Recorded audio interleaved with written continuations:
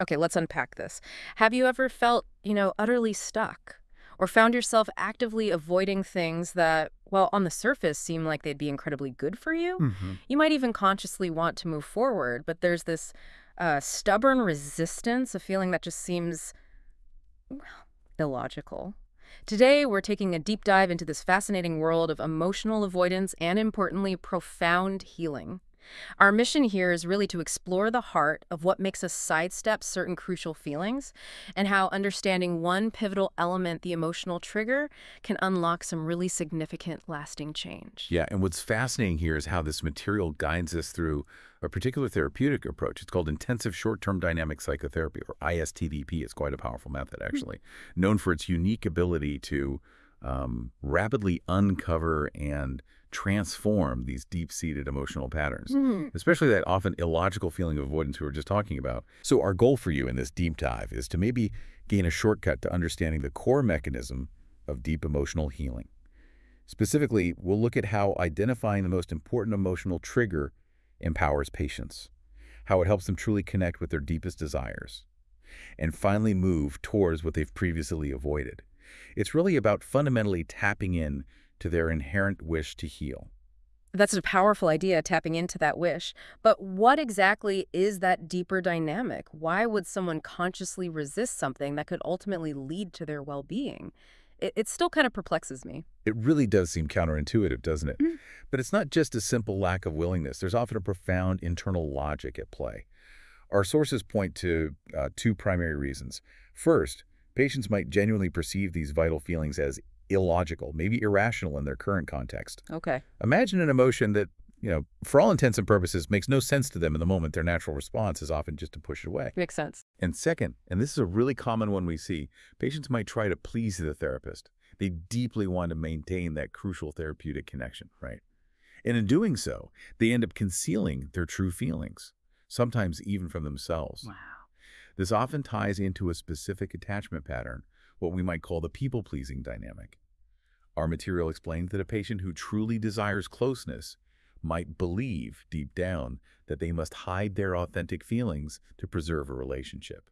This creates a really difficult bind, where they suppress their true self for fear of losing the very bond they crave. So, given that deep-seated tendency to hide, how challenging is it then for a therapist to even begin to untangle what's truly going on beneath the surface? It sounds like trying to find a needle in a very well-hidden haystack. Oh, it absolutely can be incredibly difficult, yeah. Identifying that precise emotional trigger can be tricky for the therapist because, like you said, from an outside perspective, it might indeed appear illogical. And furthermore, both the patient and the therapist can get confused around what's called the invitation to feel. The invitation to feel. Yeah, which is essentially the therapist's gentle but persistent effort to help the patient access and experience their avoided emotions.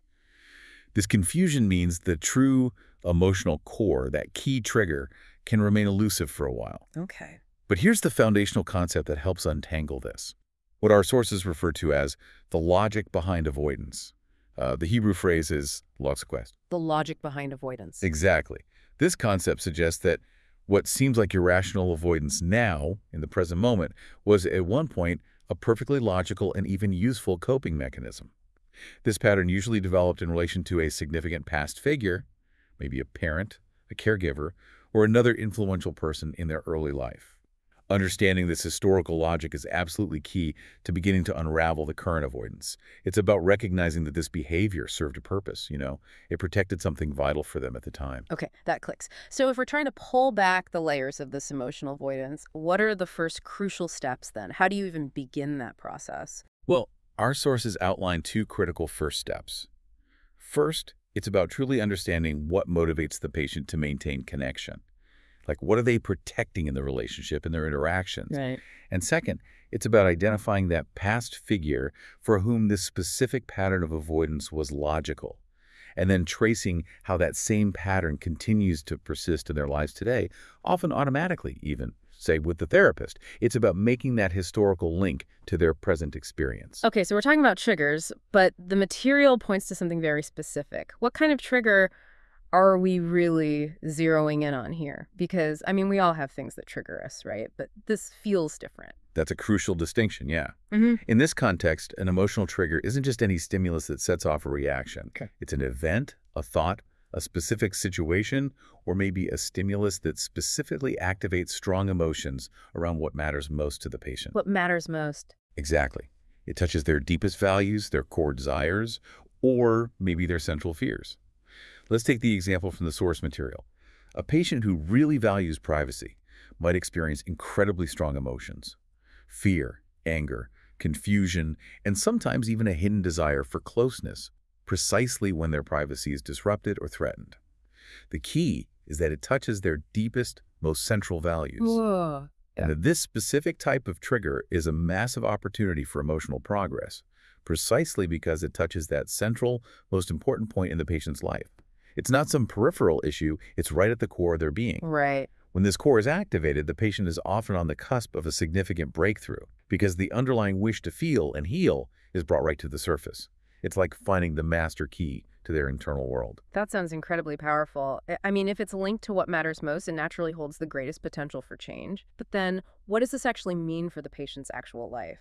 How does understanding this particular trigger translate into real-world impact beyond the therapy room? That's the critical question, isn't it? It helps the patient discover how they're actually living their life. Yeah. By observing what specifically activates their emotions around what they truly value, the patient suddenly has this aha moment. Right. They realize, often with a profound jolt, wow, I am living my life in a way that directly contradicts what is most important to me.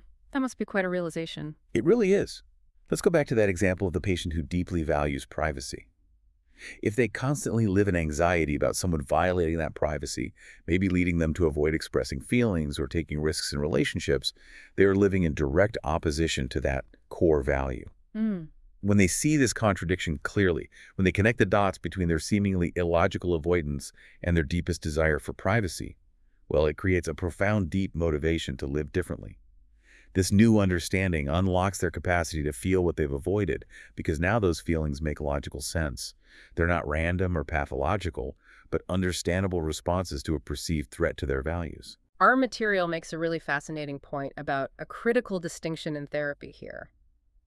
The difference between a therapist sort of convincing a patient to feel something versus leading them to discover it themselves. That sounds like, well, a fundamental shift in the therapeutic dynamic, almost revolutionary. It absolutely is. Yeah. Instead of the therapist trying to persuade or, cajole the patient to get closer or feel a certain emotion. Which probably wouldn't work anyway. Exactly. It often doesn't. Instead, the therapist's role is to help them understand the emotional causality and identify that specific trigger we've been talking about. This whole process empowers the patient to discover for themselves the underlying logic behind their own avoidance, which then raises an important question. What happens when the emotion suddenly becomes logical for the patient? Yeah, what happens then? This is what our source calls the turning point in Hebrew. When the emotion becomes logical for the patient, when they understand it's not random or irrational, but actually an attempt to protect what truly matters to them, it immediately stops being threatening. Instead, it transforms into this powerful engine for motivation and deep healing. It's no longer something to be feared or avoided. It becomes a signpost, almost like a compass, guiding them toward their authentic self and their deep underlying wish to feel and heal. Okay, to really grasp this concept and see it in action, let's look at a couple of those real-world scenarios from our source. I think these illustrative cases really help make these abstract ideas concrete, and they highlight the central role of understanding the trigger that matters most. Absolutely. Good idea. Let's consider a patient who deeply needs freedom to choose. Okay? Right. This patient might value independence above all else, but they struggle immensely to make decisions, especially when others are around. They react with anxiety, avoidance, maybe just going along with what others suggest, even if it goes against their own preference. Right, I can picture that. Now, if a therapist tries to convince this patient to just act or make a decision, it often pushes them further away. It feels like an infringement on their very value of freedom, you see. Yeah, it backfires. It backfires. But if you help them understand that their feelings, the anxiety, the avoidance, arise specifically when someone offers them something, it's not because they are weak, it's because they want to choose, but they also fear not being able to, or maybe having their choice overridden.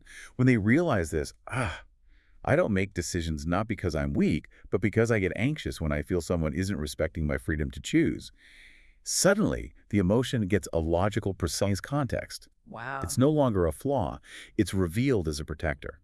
And that creates powerful motivation for change, fueling their true wish to express themselves authentically. That's a fantastic example of how understanding the underlying logic just shifts everything. Can you give us maybe one more scenario where this idea of the most important trigger really makes a difference? Sure, certainly. Imagine a patient who deeply yearns for a close emotional connection, really wants it, yet consistently finds themselves withdrawing, creating distance, maybe even feeling intense anger whenever a relationship starts to deepen. So the behavior is the exact opposite of the desire. Exactly. Their deepest wish is for connection, but their behavior pushes it away.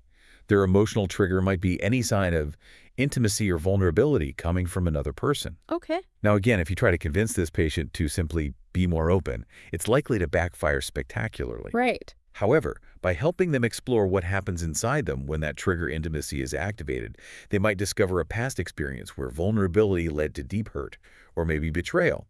Their seemingly illogical withdrawal or anger wasn't random. It was a powerful, albeit maybe maladaptive now, attempt to protect their core wish for safe connection. Ah, so the anger protects the wish. Precisely. The feeling of anger might be protecting them from re-experiencing profound hurt. When they discover my anger isn't pushing people away just to be difficult, it's protecting me from feeling abandoned again, which is what I truly fear because I deeply want to connect safely. That emotion transforms.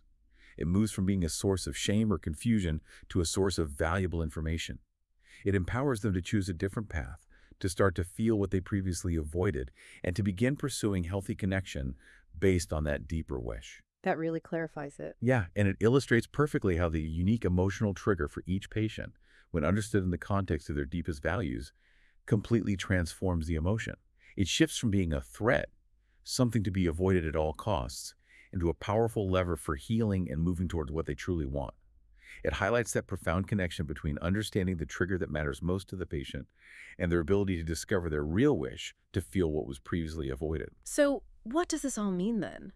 This deep dive really reveals that exposing the emotional trigger, the one linked to what matters most to the patient, is truly the key.